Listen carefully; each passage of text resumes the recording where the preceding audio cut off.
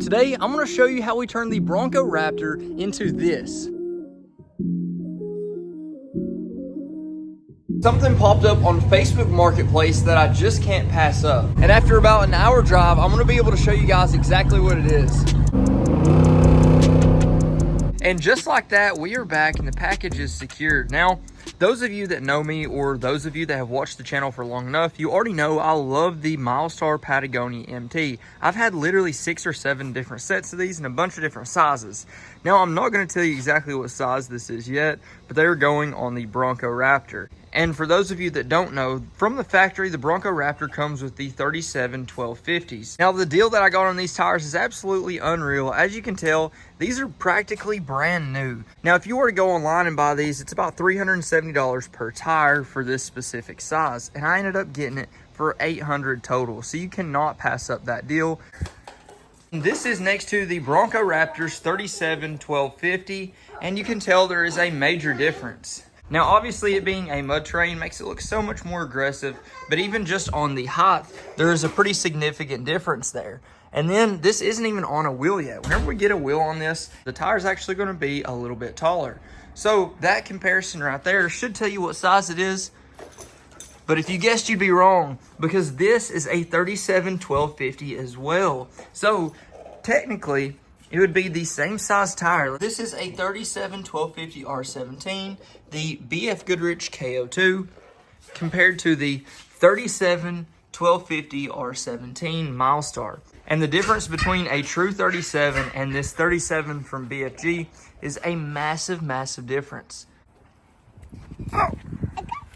So now all we need to do is get these mounted up onto the factory wheels and see how it actually looks. It's too tempting not to compare it to the 38 by 1550 on the Rubicon 392. As you can tell, it is a little bit shorter and obviously it is narrower. And then here in a little bit, we're about to go on another Facebook Marketplace run to replace this rock slider. Now, those of you that watched the video, we pretty much destroyed this rock slider coming down on a rock. Now, on these, I did have to cut them down, but they are just the factory rock sliders, so I can get another set for $100, so I figured why not. We're going to take those off, then we'll be able to look at the damage underneath it. And actually, while we're waiting, I can go ahead and take this side off, and we'll be good to go.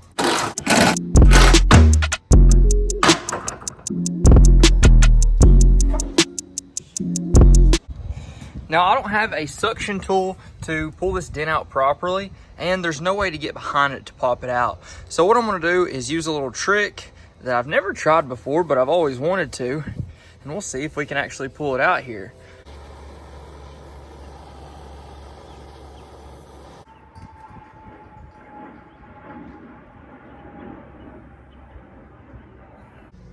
I don't think this is stuck enough, but we'll try to pull it and see.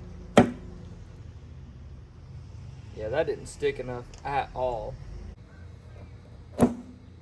Just like that, we have secured another Facebook Marketplace find, and I got them for $100. So for that price, you just can't beat it. And I went ahead and measured off these rock sliders off of the ones that we just took off. So now, after we get these end caps off, we will be ready to go ahead and cut them up.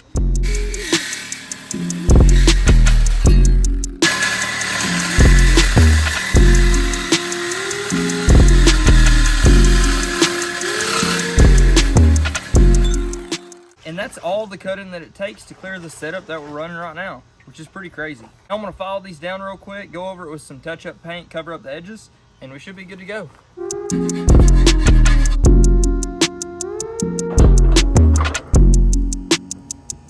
Now, something you've got to see on these rock sliders, of course, we've got it installed here, and you can see that gap. So the gap should not be there, but this is even dented in all the way back here, and you couldn't really tell from just looking at it, but it is dented all the way in from the rock slider. So there's really no way of fixing that except for replacing all those pieces. I'm not even going to worry about it. I'm just going to get some different rock sliders down the road that actually cover all of it up, because it's probably just going to happen again. So we've got the tires loaded up here, and I'm super surprised that they actually fit. It was a tight fit, don't get me wrong, but they did fit. So we're gonna go ahead and get these installed right now, and we'll see how it looks. And just like that, they are on, and I've got to say, they look so much better. It obviously looks considerably more aggressive. The fitment is pretty much the same, but they definitely do stand a little bit taller, and you can tell that. And then looking at it from the front, oh my gosh, it just looks so much better. And then whenever we come to the back, you guys are gonna notice something. We still have the factory spare. So I didn't buy a set of 5, I bought a set of 4. And if you guys know me enough, you'll probably know what I'm gonna do with that spare. But for now, these look super good, and I'm excited to see how these ride on the way home. I've got to tell you guys, I am super impressed with the actual ride quality and overall sound of these mud tires. Now, I've had a set of these tires on many different vehicles in the past, and every single one of them have been super impressive. Now, what surprised me the most is this set of tires even seems to be a little bit quieter than the 35 1250s that we did put on the Land Rover Defender here previously. But I'll let you hear it right now. I'll get off the throttle completely.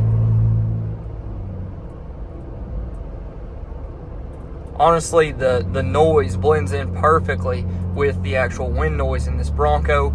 You really can't tell them apart. It's not any louder. Actually seems quieter than what the wind noise is with the hardtop on the Bronco Raptor. Super surprising, and couldn't be any happier with that. And obviously it's not poking out any more than it was before. You can tell it's poking out just the slightest amount. Now that sidewall right there is way more aggressive too, which that obviously adds to that look. But I definitely think these fill out the fender well considerably better, even though it's a minimal difference. But it just looks so much better with those mud tires on there. Now granted, 90% of the customers that buy a Bronco Raptor are not gonna need mud tires on there. But obviously, if you guys watch the channel, you will know that these mud tires are gonna come in handy on many different occasions. Now, I know a lot of you guys are gonna say that the comparison for the tire height isn't fair because before this one was on the wheel, that one was off the wheel, so the height difference is gonna be there. But as you can tell, it is even more noticeable whenever this is off the wheel right here. So we were giving it a fair comparison earlier. These are just so much smaller, even though they're still 37s, they're just so much smaller than a true 37. For those of you that haven't tested these tires out for yourselves, I know a lot of people have had doubts about these tires, especially for the price, but you cannot beat the ride quality and performance of this tire for that price. That is why I've been a big supporter of the Milestar Patagonia MTs since all the way back to 2018. I've loved these tires and they've done great every time, and these are no exception. If you guys haven't already, please like, comment, subscribe. Let me know what you think. Let me know what you want to see next. But until then, Godspeed.